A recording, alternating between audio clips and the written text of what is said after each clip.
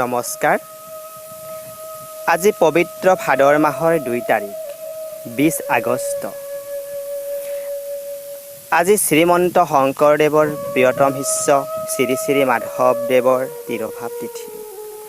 আৰু এই তিৰোভাৱ তিথি উপলক্ষে কবিতা প্ৰেমী আপোনাসৱৰ মাজলৈ লৈ আহিছ শ্ৰী শ্ৰী মাধৱদেৱ বিষয়ক এটি পদ্য। আশা কৰোঁ এই পদ্যটো শুনি আপোনাসৱে ভাল পাব। কবিতাৰ শিৰোনাম শ্ৰী শ্ৰী মাধৱদেৱ।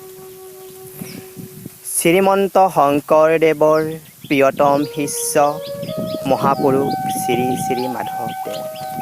তোমাৰ শ্ৰী চৰণত জনাইছো হৃদয়ৰ প্ৰণিপাত অশেষ। নাৰায়ণপুৰৰ লেটেকু পুখুৰীত 1489 চনত জন্ম তোমাৰ। পিতা গোবিন্দগিৰি, মাতৃ মনোৰমা। মহাপুৰুষীয়া ধৰ্ম কৰিছিলা প্ৰচাৰ। তুমি আছিলা একেধাৰে কবি, সুগায়ক, নাট্যকাৰ আৰু গীতিকাৰ। নামঘোষা তোমাৰ শ্ৰেষ্ঠ কীৰ্তি, পঢ়ি পাওঁ আমি জ্ঞান অপাৰ।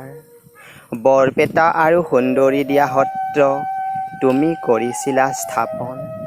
1596 চনত কোচবিহাৰত চিৰদিনৰ বাবে মুদিছিলা নয়ন।